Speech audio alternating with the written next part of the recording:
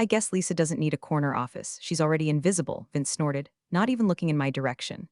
Laughter spilled from the Zoom room like flat soda, bubbly and bitter at the same time.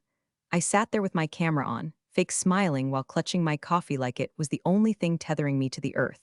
12 years with this company, and I'd become the punchline to a Child's improv set. My office wasn't a closet. Used to be a supply room, sure, but after I took lead on the downtown acquisitions, I'd converted it, budgeted it, designed it, even painted it myself when facilities couldn't squeeze it in before Q4. But Vince, new VP of expansion, fresh from some startup that probably worshipped ping pong tables and frat boy jargon, decided I was a prop. Dead weight in a blazer. The woman you mock because you don't dare challenge her directly.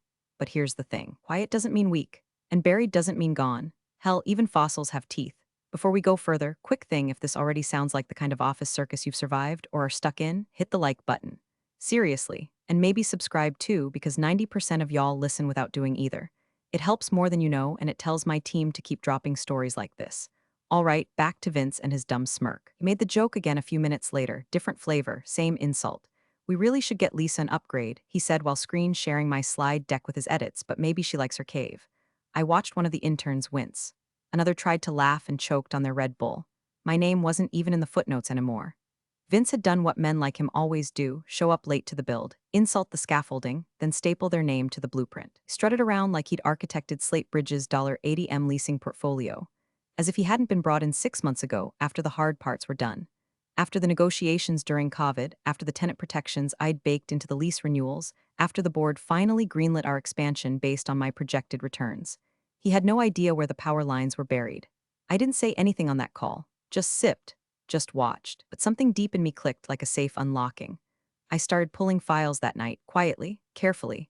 I wasn't about to walk into HR or send some indignant email. I knew how they'd spin it. Let's all just move forward, try to have more collaborative energy.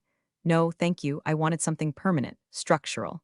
The kind of retaliation you don't hear until it's falling from the ceiling tiles. And Vince? He'd handed me the microphone. Mocking someone about their office while sitting on a lease he didn't understand? That was like throwing a match into a dark room full of gas cans. The thing is, I didn't just help negotiate those office spaces. I owned some of them. Well, on paper, I was the lessee of record. We'd had to move fast during the pandemic downturn, and to secure those properties with minimal red tape, Slate Bridge had needed a signatory. Legal didn't want to be liable. Finance didn't want to hold the bag, so I did it. I signed 5 commercial leases, all with my name, all with clauses most of these suits never bothered to read, including our prized downtown headquarters, the same one Vince liked to prance through in his slim-fit pants and knockoff Rolex. I didn't say a word that day. I just kept sipping, because the thing about coffee, it brews slowly. But once it's ready, it burns. 3 years ago, when the world was locking its doors and spraying countertops with vodka, Slate Bridge hit the panic button. Office space? Who needed it? Everyone was suddenly a floating head in Zoom purgatory, and the board started murmuring about downsizing physical assets. But I saw what was coming. I knew remote wouldn't last forever, and when the rebound came, commercial real estate would be a bloodbath. Prices would rise. Locations would vanish. And the companies that held ground in the storm? They'd own the damn battlefield, so I made a move. While the firm's leadership was busy Googling how to file for lease forgiveness, I was meeting with brokers over frozen Wi-Fi and shaky webcams, scouring distressed listings. I called in favors, whispered with landlords, made spreadsheet models so detailed they had formulas inside formulas. And when legal hesitated, because Slate Bridge wasn't willing to commit to 5 new leases with revenue in freefall, I offered a workaround. I'd sign them, personally, temporarily, just until the firm's cash flow stabilized and we could shift the contracts over. At the time, it felt tactical, calculated, heroic even. I remember the CFO giving me a stiff little nod over Teams. Appreciate you taking point on this, Lisa. The CEO didn't even reply. I didn't do it for praise. I did it because someone had to. Because when everyone else was running, I was building. That's what strategy is. You see the fire coming, and instead of screaming, you start laying bricks. The result? 5 prime commercial leases. 3 in metro hubs, 2 in strategic feeder cities, all negotiated by me, all approved by me, and thanks to legal dragging their feet post-pandemic, 3 of them, including our downtown HQ, were never formally reassigned to Slate Bridge. Still signed by one, Lisa R. Halden, the kicker. Every lease had a risk clause tucked in, a kind of fire escape nobody else noticed. Termination at lessee's discretion without cause with 30 days written notice. The brokers had laughed when I insisted on that line. You think you'll need to break the lease? One of them asked. Not me, I'd replied, but someone might need reminding who holds the keys. Now here we were. Vince, our shiny new VP, the human LinkedIn post, hadn't read a single contract. He was too busy rebranding everything, turning conference rooms into ideation pods, and swapping out our vendor list for his old college roommate's startup. I watched him strut around headquarters like a rooster in borrowed feathers, clueless that the whole coop was standing on paperwork with my name on it. He mocked me about my office, about ambition, about visibility. But here's the truth. I didn't want the spotlight, I wanted leverage. Visibility gets applause. Leverage gets results, and buried in 3 dusty filing cabinets, 1 digital, 2 real, was all the leverage I needed. So I started digging. I pulled the lease PDFs from our cloud archive, cross-referenced them against the renewal schedules, printed the originals I kept stashed behind my bookshelves. My apartment turned into a war room of highlighters and post-it flags. Clause 7b, paragraph 14d, signatory page with my initials in blue ink. And the more I read, the more I remembered. I hadn't just signed these, I'd built them. Vince wouldn't understand that. Guys like him don't believe in foundations, just balconies and bullhorns, but a structure's only as safe as the steel inside it. And I'd embedded mine deep. He thought I was dead weight. Cute, what he didn't know was I was ballast. And the ship doesn't float without me. It started with a calendar invite that never came, then 2, then 5. I was used to being in the loop. Hell, I built the loop, but suddenly I was orbiting outside it, watching my old projects get handed off like party favors. When I finally asked Vince if there was a scheduling issue, he smiled like a crocodile in a koi pond. Oh, Lisa, didn't you get the memo? We're realigning roles. Too much on your plate. I thought you'd appreciate the relief. The relief, like he was doing me a damn favor. That week, I lost access to 2 budget folders I'd managed for years. When I logged into our project management tool, my admin privileges were gone. Instead, a new name had popped up at the top of Strategic Ops, Daryl, one of Vince's loyal little tagalongs, the kind of guy who calls himself a thought architect and spends more time formatting decks than understanding what's in them. Daryl's first act as director? A pitch deck titled Future-Proofing Our Pipeline, Disruption by Design. He took a color gradient I made 3 years ago and slapped it on a timeline that didn't even make sense. And the board ate it up because Vince pitched it. Like a carnival barker selling glitter glue as gold dust. No mention of the legacy metrics. No attribution. Just buzzwords over bones I'd laid. The final straw came on a Wednesday. I got called into HR, not the carpeted corner office where actual problems are discussed, but the sterile white box where careers go to get softly euthanized. Lisa, said Miranda from HR, blinking too much, we're so grateful for your years of contributions. With the leadership restructuring, Vince has proposed a more internal-facing role for you. Less client intensity. More operational support. Support, I repeated. Think of it as repurposing your institutional knowledge, like I was a damn couch. They moved me to a different floor. Smaller desk, no windows. I could practically hear the echo of my old self in that hallway, the version of me who used to walk past reception with a portfolio full of quarterly wins and a phone that wouldn't stop ringing. Now, silence, just the soft hum of recycled air and my name disappearing from every new initiative. But there's something Vince never learned in his fast track. MBA-sponsored climb to middle-tier mediocrity. People like me don't shout when we're angry. We catalog, we observe, and then we engineer the exit wound. So I opened my old contacts list, scrolled past vendors, consultants, execs long gone, and then I found her, Sandra Wallace, managing partner at Cresthold Realty. She'd been the one who negotiated our flagship leases with me during the 2020 panic. We'd bonded over shared insomnia, late-night calls, and passive-aggressive landlords. Sandra was smart, sharp, and most importantly, she remembered. I texted her, hey Sandra, got a sec to catch up, curious about the fine print on the 4406 lease. 3 dots, then a reply. Lisa, absolutely. Want to meet for coffee or something stronger? Coffee would do. The meeting was set for Friday. By Thursday night, I had unearthed every contract, amendment, renewal clause, and arbitration line tied to our downtown HQ. I didn't go in blind. I went in loaded. They thought they'd repurposed me. All they'd really done was give me the quiet and the time I needed to prepare. The coffee shop was one of those industrial chic places that smelled like burnt beans and ambition. Cement floors, exposed pipes, baristas with sleeve tattoos and existential dread. I got there early, not out of nervousness, but out of habit. 12 years in strategy teaches you how to arrive before the power shifts.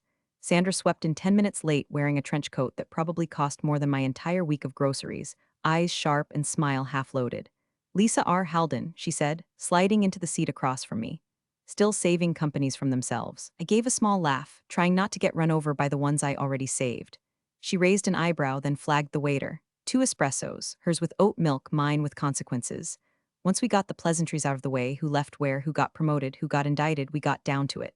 I pulled out a red folder, not digital, paper, on purpose. There's a kind of reverence people give paper you don't get with a screen. I wanted to revisit the original lease on 4406 Grand, I said, laying it between us. Particularly Clause 14C, the discretionary termination clause. Sandra flipped through the pages like she already knew where to look. She didn't ask why. She didn't need to. We'd both worked in the business long enough to know when a question was a pretext. This was about confirming weapons, not requesting advice. Her finger landed on the paragraph. There it was. Exactly where I remembered. Termination may be executed without cause or board consent at lessee's discretion, with no less than 30 days notice. Lessee, Lisa R. Halden, not Slate Bridge, not the board, not the VP with the slick hair and inflated ego. Me. Sandra leaned back, eyebrows lifted. You're still the sole signatory, I nodded. Slate Bridge never executed the lease reassignment. It got pushed post-COVID, then forgotten.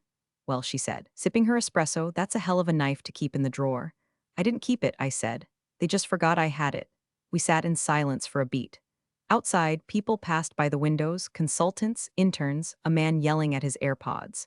I used to envy those people.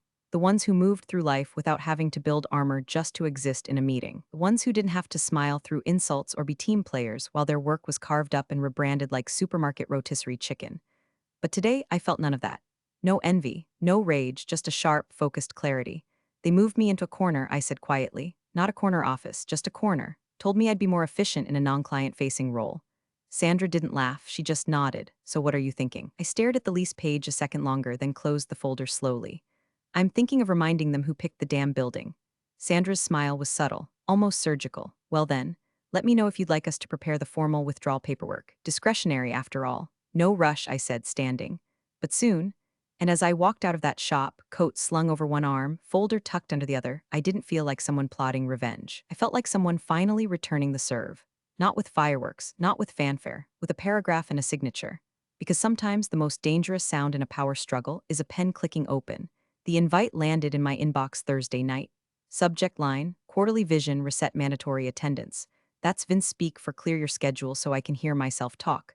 I already knew what it was about. The grapevine was humming louder than usual. Vince had finally wormed his way into a solo pitch to the board, his first unchaperoned performance.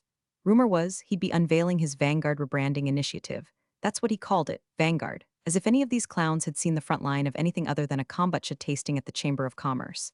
Friday morning, I showed up early, not for Vince, but for myself, wearing my least exciting blazer. No mascara, hair in a knot. I wanted to blend into the wallpaper, and it worked. Vince didn't even glance at me as I took a seat in the back, just far enough from the table that I wouldn't register on the exec camera feed. He started his pitch like he always did, too loud, too confident, too full of jargon he didn't fully understand.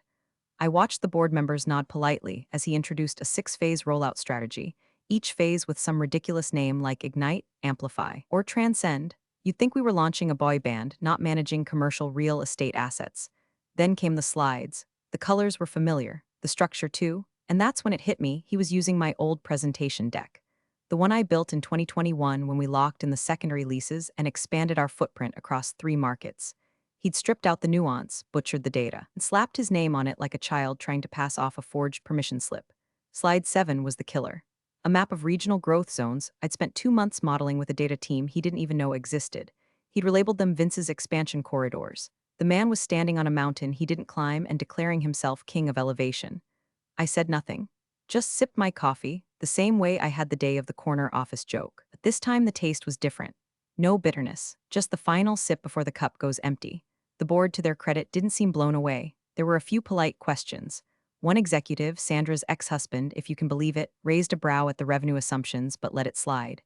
Vince closed with a quote from some leadership book he probably found on a bathroom stall. Everyone clapped, not because they believed him, because it was over. When the meeting adjourned, I didn't linger. No need. My role in the show was done. Let him think he won the audience. I wasn't there for applause. Back in my corner office, that is, the corner of the floor no one visits unless the copier breaks, I opened my red folder one last time. Found the lease for $4406 grand. Pulled up the email template I drafted the night before. Subject line already filled in. Notice of lease termination discretionary clause 14. See, I reread the body twice. Straightforward, clean, legally bulletproof. I attached the signed letter, CC'd Sandra and the landlord's legal counsel, and stared at the send button for just a moment. And then I clicked it. There was no dramatic music, no thunderclap, just the quiet whoosh of corporate detonation. In 30 days, Slate Bridge's HQ would no longer be theirs. And Vince? He just pitched the future of a building he no longer had permission to enter. The thing about pulling a pin is, there's always that second of silence before the grenade knows it's time to blow. It was Monday morning when the email reached Mark Ferris, Slate Bridge's official real estate broker and human embodiment of khaki. I could practically picture his reaction, blinking twice, mouth slightly open. The spreadsheet on his second monitor forgotten mid-scroll. He'd probably assumed, like everyone else, that the lease was handled ages ago, that the building belonged to the firm. He didn't realize it still had my signature at the bottom, that it was my name, Lisa R. Halden, on the document sitting in his inbox. Mark wasn't stupid, just forgetful. We'd worked together during the acquisition sprint, back when downtown space was going for the price of a used Toyota and desperation made landlords generous. I remember him complimenting my foresight at the time, saying I played chess while the rest played checkers. Guess he forgot I don't just play, I tend to flip the board when I lose a queen. I didn't expect to hear from him directly, but I saw the calendar update just before lunch. Op Sync Agenda Edition, Mark Ferris to join. That wasn't standard. Neither was the 11 o'clock a.m. time slot, which just so happened to overlap with Vince's recurring vision alignment meetings, which he ran like a cult sermon, lots of buzzwords, lots of staring into the camera like it owed him something. I accepted the invite silently, flipped my camera off, and muted my mic. Let the theater begin. Vince was mid-diatribe when I joined, something about consolidating vendor relationships and transitioning out of legacy leases to lean into agility. The irony would have choked a weaker soul. Daryl nodded along like a bobblehead. Someone else complimented the naming logic on the internal building zones. Naming logic? The man called a copy room Innovation Cove. Then Mark's icon lit up. Hey all, he said, voice chipper in that fake casual tone brokers use when they're about to deliver bad news. I'll keep this quick, just wanted to address an urgent update regarding the 4406 Grand property, your current headquarters. Vince frowned but waved a hand. Go ahead, Mark. Mark cleared his throat. We received a signed lease termination notice on Friday evening. It's fully executed, compliant with Clause 14C. The 30-day clock started Saturday. The silence that followed was gorgeous. Pure, untouched. Vince blinked. Wait, what? Who authorized that? Mark's voice didn't waver. The lessee did. I'm the VP of expansion, Vince barked. Nothing goes through without Mark cut in, smooth as butter on a hot day. According to our records and the lease on file, the official lessee is still Lisa R. Halden. There was no reassignment paperwork processed post-COVID. That authority never transferred. You could feel the moment Vince realized he'd been walking around in someone else's kingdom. The silence in the call stretched so long, I could hear someone nervously tapping a pen. And then Mark, bless him, dropped the line that lit the match. Oh, and per the landlord, I was asked to pass along a message. Tell the VP she's reclaiming her space. My coffee had gone lukewarm, but I sipped it anyway. Camera still off. No need to show my face. Not yet, let them stew. Let them scroll through contracts and dig through emails and hold 10 panic side meetings to confirm what Mark had just told them in under 90 seconds. That building, that polished temple of glass and ego, it was never theirs, it was rented. And the rent just came due. Mark didn't flinch, didn't sugarcoat, didn't hedge. He just said it like you say the time of day or order a sandwich. The landlord received the termination paperwork. You have 30 days to vacate. You could hear the oxygen get sucked out of the Zoom. Someone coughed. Someone else's Outlook pinged like it was trying to break the tension. Vince's face twitched somewhere between confused toddler and CEO meltdown. His mouth opened, ready to interrupt, to argue, to salvage the illusion of control. But Mark wasn't done. She also asked me to pass along a note. Direct quote. Tell the VP she's reclaiming her space. The words landed with all the grace of a dropped anvil. Vince froze mid-bluster. His mouth snapped shut.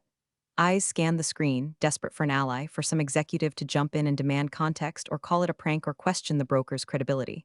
But all he got were muted stares and one poor intern whose eyebrows had disappeared into her hairline. Then, almost as one, a few faces turned toward me. I didn't say anything, didn't unmute, just lifted my coffee and took a slow, unbothered sip. Camera still off. No need to perform. Let them wonder. Let them put it together on their own. Let the silence explain what I no longer had to. A few beats later, the legal counsel on the call, Martin, who hadn't said a word since joining, leaned forward and asked flatly, "Is this enforceable?" Mark answered without hesitation. Yes, Clause 14C is crystal clear. Discretionary termination by the lessee with 30 days notice, no cause required. Signed, time-stamped, and notarized. There's nothing to contest. Daryl, sweet, dim Daryl, muttered, "But I thought we handled those lease transitions in 2021. I smiled faintly. You thought wrong. Vince's face was red now. Not the blush of embarrassment, no, this was rage. He opened his mouth again, but Mark didn't wait. I'll send the vacate timeline by EOD, he said. Efficient as ever. Move-out logistics start next week. Landlord expects a full exit by the 18th. And just like that, he logged off. Click, gone. The screen went quiet again. Vince stared at the spot where Mark's face had been like he could will him back with brute disbelief. I watched his jaw work like it was chewing on broken glass. Then finally, he snapped his head toward me. Lisa, not a question, not a greeting, just my name. Spat like it had betrayed him. I clicked on my camera, didn't speak. Just looked back at him, cool and calm, letting the silence stretch long enough to wrap around the entire call like a noose. Then softly, almost kindly, "It's just a lease, Vince." He blinked, caught off guard by the softness. He wanted fireworks. I gave him a feather. "I mean," I continued, letting the sarcasm drip like honey over arsenic, "it's not like we need a downtown headquarters, right? I've been preaching virtual agility for months. Just think of it as a chance to lean in." No one laughed, but a couple people exhaled in that tight, guilty way people do when they know they're not supposed to enjoy the show, but damn, they needed it. I muted myself again, turned the camera off, and left the call. Let him scramble. Let him write memos. Let him dial legal and scream into a speakerphone about sabotage. Because this wasn't sabotage, it was correction. 12 years of bricks, of spreadsheets and risk maps and tenant negotiations, of being overlooked, underestimated, and talked over. All of it crystallized into one line of text in a forgotten lease, and now the building was mine to take back. Not for revenge, for restoration. By the time the sun set that evening, the executive Slack channel was a live-action panic attack. I didn't even have to scroll to feel the desperation radiating through the screen. Messages pinging faster than they could be answered. Threads breaking off into half a dozen private groups as everyone scrambled to solve a problem they didn't understand and never thought they'd have to. The CEO, William T. Griffin, who'd barely acknowledged my presence outside of annual reviews and awkward elevator rides, scheduled an emergency call with legal and HR that night. It was supposed to be confidential. It wasn't. You don't CC half the damn C-suite and expect silence. Who the hell authorized this lease termination? He barked, according to someone in facilities who happened to overhear the whole thing through a shared wall. "We don't have authority." "What do you mean we don't have authority?" Legal tried to explain. Calmly, repeatedly. The 2020 leases were executed under exceptional conditions.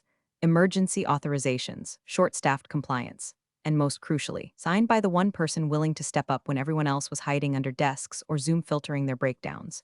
"Me. Is her name still on it?" Griffin asked. "Yes, sir," came the answer. "We never filed the reassignment paperwork. She remains the sole lessee of record for the 4406 Grand location. Under the terms of Clause 14C, she didn't need board consent. They pulled the original document from the archive. My signature, my date, my initials on every page, including the one Vince had skimmed at best and shredded at worst. That's when the tide turned.